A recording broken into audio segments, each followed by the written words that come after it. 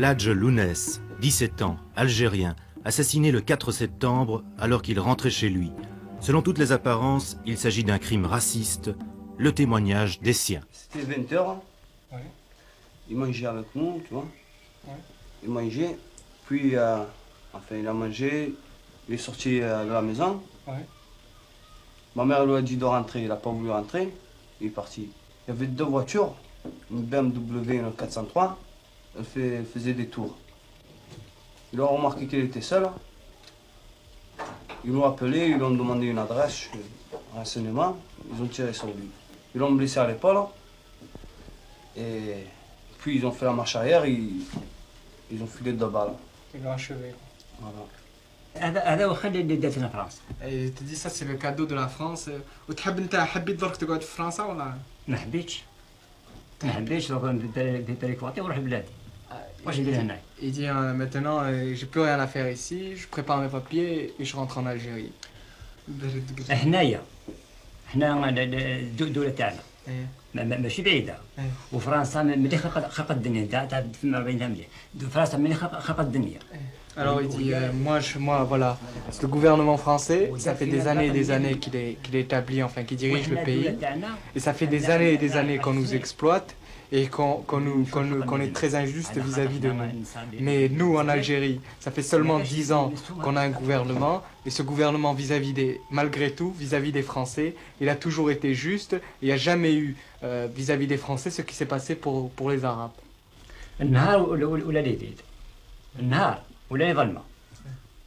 Il dit que le jour maintenant c'est devenu la nuit. Pour moi le jour c'est la nuit. Ici, il dit 100% je suis très mal. Il dit non seulement il y a ma maladie mais en plus il y a la mort de mon fils. والباسيو 15 سيده دروك هذيك ما سكبتو حتى شي مازال. Il dit j'ai 15 accidents, 21 ans de travail en France et j'ai rien du tout. On m'a rien donné.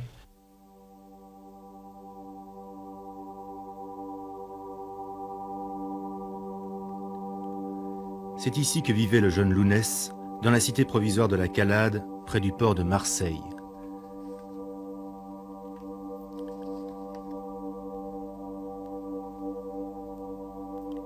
Le jour des funérailles, 1500 jeunes Arabes des environs se sont retrouvés ici.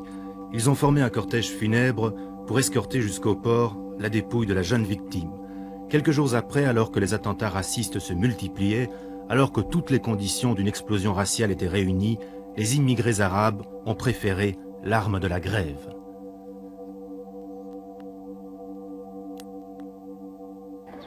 Vous connaissiez le jeune Lounès qui était assassiné? Bien. Je le connais bien, c'est un copain à moi et tout.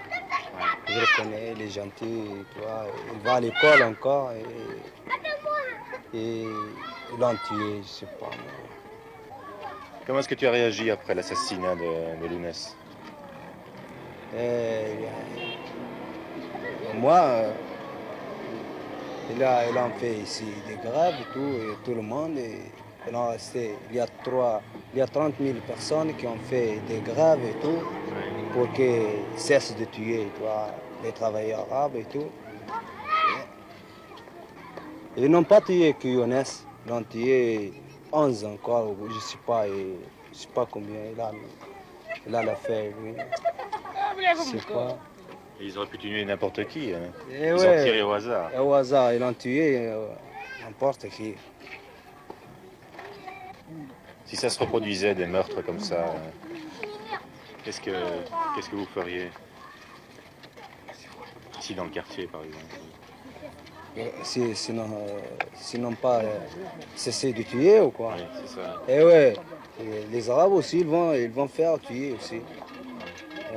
Et ouais aussi, c'est comme ça, toi aussi, tu as dit je vais prendre mon pistolet, je tue. Lui il tue mon frère, moi je le tue encore. Donc tu n'es pas d'accord, non? Moi, je ne suis pas d'accord pour tuer. Parce qu'on n'est pas des bêtes comme eux. Ouais.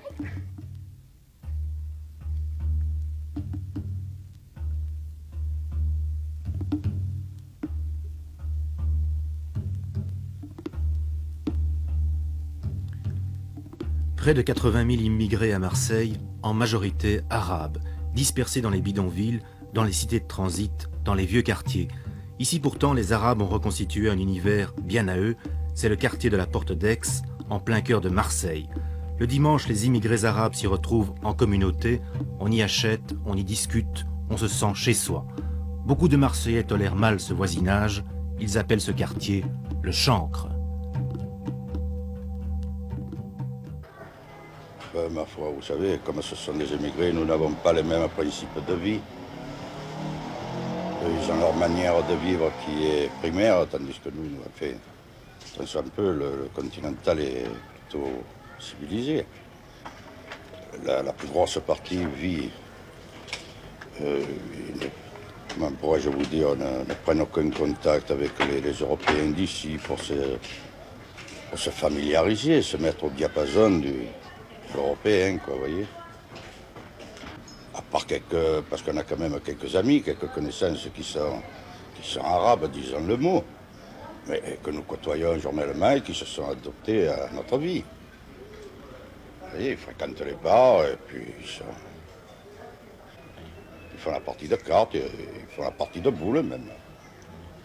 Et au fond, si vous aviez le choix, est-ce que vous préféreriez vivre sans les Arabes? Ah oui, automatiquement, sûrement. Pourquoi? Il n'y a pas de... Il n'y a pas... Comment je pourrais vous dire là, alors? Pris au dépourvu, là. Premièrement, le dialecte n'est pas le même, parce qu'ils parlent toujours arabe. Alors, bien des fois, on ne les comprend pas, et alors, ça envenime bien souvent des conversations. Qu'est-ce que vous pensez du mouvement des immigrés qui a eu lieu récemment à Marseille et dans la région? Ils ont fait grève, ils ont protesté en disant qu'ils étaient mal logés, maltraités. Nous, personnellement, nous trouvons ça normal, car ce sont des travailleurs qui viennent pour travailler ici. Certains amènent leur famille. Alors, ma foi, je ne vois pas les revendications qu'ils peuvent avoir. S'ils ne sont pas contents d'être en France, alors ils ont qu'à aller chez eux. Chez eux, en France, c'est ici. Du moins pour 200 manœuvres sans famille. La poubelle, c'est le nom de ce bidonville, planté sur une décharge publique, dans les ordures, à la sortie de la Ciotat. Ni eau, ni électricité. Pour 17 000 immigrés de Marseille et de sa région, c'est le même décor, ils vivent dans les taudis.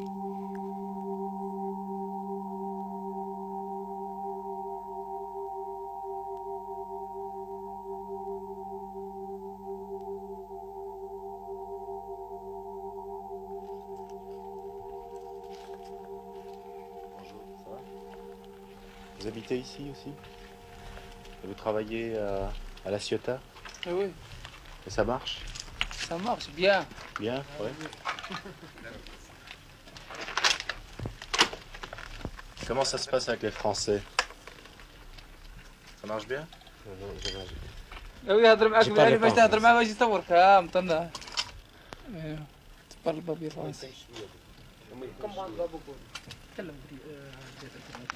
Les portes se sont fermées quand on est entré ici dans le bidonville. Qu'est-ce qui se passe? Mais ce qu'il faut bien comprendre, c'est qu'il y a eu des tas de journalistes qui sont venus ici.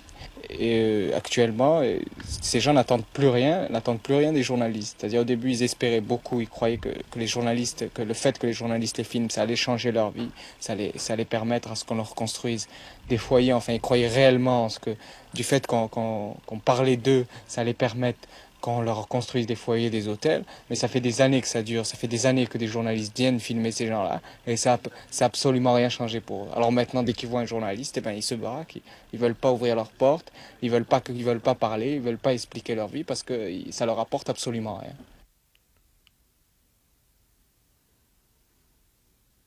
Finalement, on nous a reçus, un travailleur tunisien a accepté de nous accueillir dans sa baraque. وقدام اللي راك تسكن هنا ça fait combien de temps que tu habites ici? Ça fait 4 mois. ما لقيتش بلاصه اخرى وين تسكن؟ لا ما لقيتش. حوست؟ ما لقيناش. وين حوست وين؟ هنا في لا سلطه ما كاين. ما لقيت حتى شي في لا سيوطا. Bon, il a rien trouvé ici. Il a cherché un peu partout dans la Ciotat, il a cherché partout, il n'a pas trouvé d'appartement, il est obligé de vivre ici. والاخرين كاين بزاف اللي يسكنوا هنا كيما انت يعني واحد 200 بيرسون هنا 200 بيرسون هنايا ويسكنوا هكذا كيف الشمرات كيما رانا هنا وي alors هذه خير هذه الخيار. Ah, il dit je lui ai demandé enfin s'il y avait beaucoup de gens qui habitaient dans ces conditions comme ça. Il m'a dit moi c'est la plus jolie chambre ici en fait. Il m'a dit il y a 200 personnes ici et c'est celle-là la plus jolie. كتصب بزاف لازم تمشي. لازم تخرج برا خير من هنايا. Il te dit quand il pleut beaucoup, tu es obligé de sortir et c'est mieux dehors c'est mieux d'être dehors que d'être dedans. Pour protester contre ces conditions, les travailleurs immigrés ont fait des grèves de la faim. Un jeune Marocain et son mouvement, le mouvement des travailleurs arabes, ont animé cette lutte. Pour les travailleurs arabes, disons que, comme tous les autres travailleurs immigrés, sont soumis à des conditions de vie et de logement tout à fait spéciales. Et disons que jusqu'en 1970, les travailleurs immigrés et arabes en particulier s'accommodaient plus ou moins avec cette situation. Mais les travailleurs immigrés et arabes, ils ne se faisaient pas d'illusions sur la possibilité d'arracher des revendications matérielles tant qu'ils sont soumis à un système d'oppression tout à fait atroce, tant qu'ils n'ont pas le droit de revendiquer, tant qu'ils ont le droit de rien faire. Et la première revendication à cette époque, c'est qu'ici, on a le droit aussi de revendiquer au moins. Les travailleurs arabes, avant qu'ils demandent des augmentations de salaire ou des trucs comme ça, ils veulent quand même qu'on les traite comme des hommes. C'est-à-dire qu'ils veulent qu'ils aient une dignité d'homme.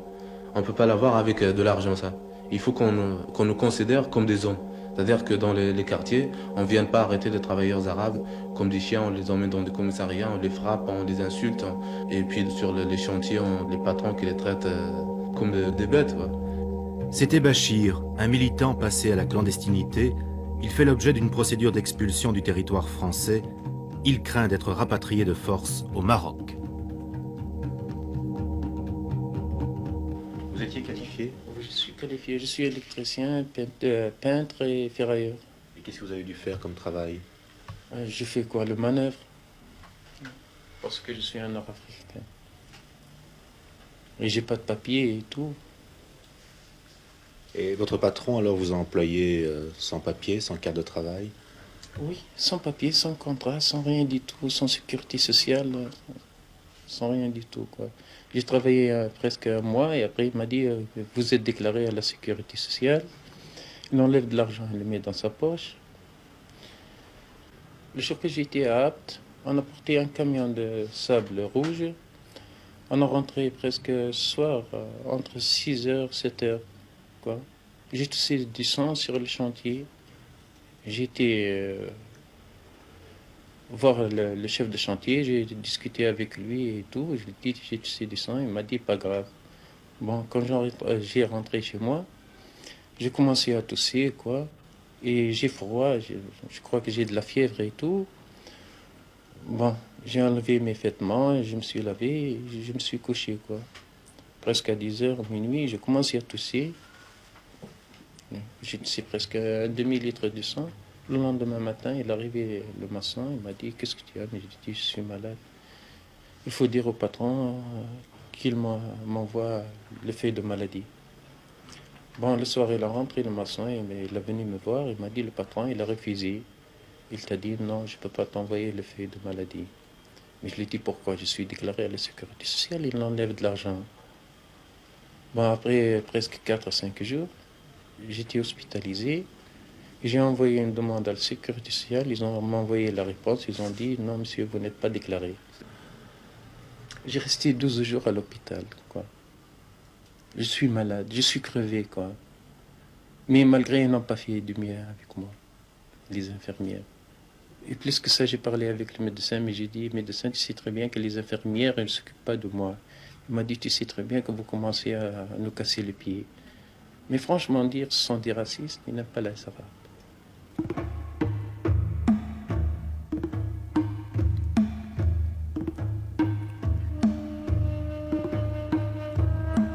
Aix-en-Provence. Tous les jours vers 6 h du matin, des groupes se forment. Des hommes se vendent à la journée. La plupart ont immigré clandestinement en France, chassés par le sous-développement et le chômage.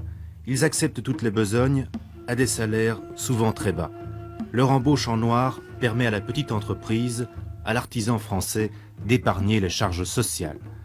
Dès l'aube, on attend le patron d'un jour. Une voiture s'arrête, on discute les conditions, 400 francs belges la journée, généralement. Ces travailleurs obtiennent rarement un contrat, donc impossible pour eux de devenir réguliers, d'obtenir la carte de travail. La carte de travail, c'est le problème justement de centaines de milliers de travailleurs qui venaient ici, ce qu'on appelait des touristes, mais qui étaient en fait des travailleurs, mais qu'on laissait rentrer sans carte de travail pour pouvoir les faire travailler avec des salaires dérisoires et pour pouvoir les licencier quand on n'a plus besoin d'eux. Et ça permet justement aux patrons, surtout aux petits artisans qui les embauchent, de les payer à un salaire vraiment très, très, très bas, avec des possibilités de les jeter quand ils veulent. Et dans la réalité, ça se passait comme ça? Dans la réalité, ça se passe comme ça. Et surtout, ça permettait aussi de maintenir toute une armée, une armée de réserve pour les patrons. C'est chaque fois que l'économie monte, ils peuvent faire travailler ces ouvriers, et quand ils n'ont pas besoin d'eux, quand il y a des conditions qui ne sont pas très bonnes, eh bien, ils peuvent les jeter sans indemnisation, sans rien du tout. Et aussi, ça leur permet de maintenir les travailleurs divisés entre eux, parce que ceux qui n'ont pas de carte de travail, ils sont prêts à travailler pour un salaire très, très dérisoire, alors que ceux qui ont la carte de travail, ou même des ouvriers français, eux, ils n'acceptent pas ce salaire. Tandis que maintenant, tous les travailleurs qui ont lutté sur la carte de travail ont imposé, beaucoup d'entre eux ont imposé la carte de travail, on ne peut plus les exploiter comme avant. Et là, ça permet d'unir tous les travailleurs et de ne plus maintenir cette division entre ceux qui avaient la carte et ceux qui n'avaient pas la carte, les immigrés d'un côté et les Français de l'autre. On fait la file, du moins les immigrés embauchés régulièrement. Encore 3 semaines pour se mettre en règle et obtenir le titre de séjour. À la fin du mois d'octobre, le gouvernement français veut appliquer une mesure, la circulaire Fontanet, destinée à stopper l'immigration spontanée.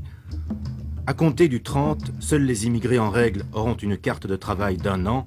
Après, si aucun chômeur français n'est lésé, leur bail sera prolongé de 3 ans, à condition de ne pas être licenciés entre-temps. Nous n'avons rien. Nous travaillons comme, je ne sais pas, comme des esclaves. C'est le travail, après le travail, la maison. Et vous n'avez pas de relation avec les Français? Vous n'essayez pas d'en avoir, non? Non. Et comment ça se fait, ça? Je ne sais pas. Ils ne veulent pas? Ils ne veulent pas. Et... Tu n'as pas d'amis français, par exemple? J'ai pas. Ni des amis, ni des copains, ni des copines. Et les filles? C'est ça la question, nous n'avons pas. Jamais que je parlais avec une fille ici en France. Pourquoi? Ah, parce que, je ne sais pas. C'est question de racisme, je ne sais pas, il n'aime pas les Arabes.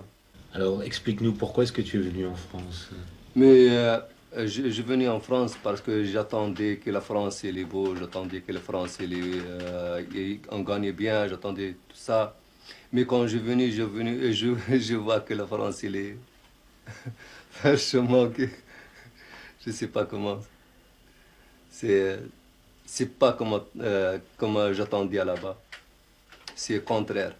Je trouve la misère ici, je trouve des gens qu'ils n'aiment pas, je trouve des gens qui ne veulent pas me... je n'ai pas parlé ni avec des filles ni avec des hommes. Et comment est-ce que tu as réagi pendant la vague de racisme à la fin du mois d'août et en septembre? Mais je ne sors pas la nuit, parce que chaque fois il tue quelqu'un, chaque fois il blesse quelqu'un, mais je ne sors pas la nuit. C'est à 8 heures du soir, je reste à la maison, je ne sors pas, j'ai peur. Rabat a peur, il a décidé de rentrer chez lui en Tunisie dès qu'il en aura les moyens. La peur, pas de jour sans incident, un bar algérien est mitraillé à Paris, des immigrés arabes sont pris pour cible. Ici, dans la cité dortoir de Bassins, au nord de Marseille, on a peur également. À 3 reprises en un mois, des commandos ont déclenché des fusillades sur les habitants. Enfin, ils surveillaient, on dirait qu'ils avaient quelqu'un, ils voulaient abattre quelqu'un à tout prix. Qu'est-ce que c'était comme voiture? Une 404 Diesel, blanche. Blanche. On a vu la couleur avec... on avait les phares éteints, on n'a pas pu prendre le numéro de matriculation. Et ils ont tiré? Ils ont tiré 3 coups de feu. Dans quelle direction? En direction des jeunes. De nous, moi-même, j'étais présent. On a fait une grève de 24 heures. Et on recommencera à la faire si ça continue comme ça. Parce que si on a besoin de nous ici pour travailler, d'accord, mais si tu nous amènes ici pour que vraiment on retourne là-bas avec des cercueils, c'est pas la peine. Marseille, mais aussi Paris et Toulon. Les 700 000 Algériens immigrés vont-ils rentrer chez eux, bloquant l'économie française? Va-t-on voir éclater en France des émeutes raciales du type de celles qui ont embrasé naguère les grandes villes américaines? Le risque, en tout cas, paraît sérieux.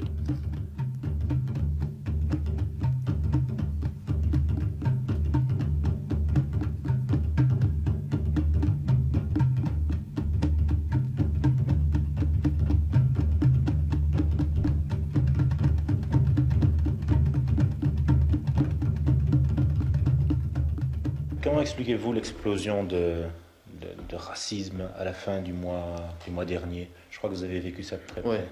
Eh bien justement, après ce mouvement qui s'est manifesté autour de la carte de travail, on commence évidemment surtout les patrons et tout ça, ils commencent à avoir peur de cette force des travailleurs immigrés qui commencent à relever la tête et refuser cette vie de soumission et d'indignité. Et alors, justement, pour empêcher les travailleurs immigrés de lutter, on a orchestré toute une campagne raciste qui, d'une part, vise à intimider les travailleurs et les empêcher de lutter, et d'autre part à les isoler surtout de soutien qu'ils ont pu avoir après les luttes qui sont développées sur la carte de travail ou sur d'autres revendications. Et c'est pour cela, après, on a exploité le meurtre d'un tramino à Marseille pour dire voilà, que les travailleurs immigrés sont des tueurs, c'est des gens qu'on n'a pas besoin d'eux et tout ça. Et surtout pour intimider et arrêter ce mouvement des travailleurs immigrés. Or, ce qu'on a vu dans la réalité, c'est tout à fait le contraire du but que poursuivaient les racistes et derrière eux les patrons. C'est qu'on a vu, après cette campagne raciste et les meurtres et tout ça, il y a eu une grève dans les Bouches-du-Rhône, dans la région de Marseille, de plus de 40 000 travailleurs. Et après, le mouvement s'est étendu sur toute la France. Il y a eu des centaines de milliers de travailleurs qui ont fait la grève pour la première fois. C'est qu'on n'a jamais assisté à un tel mouvement. Alors ça montrait d'une part, surtout à la population française, que ces travailleurs qu'on dise que sont des tueurs et tout ça, ils ont montré qu'on a besoin d'eux, puisqu'il a fallu qu'ils s'arrêtent une journée pour que cela se voie sur les chantiers, sur tous les lieux de travail, on avait besoin d'eux. Et puis ça a montré aux travailleurs français que la maturité de ces immigrés qu'on faisait passer pour des voyous.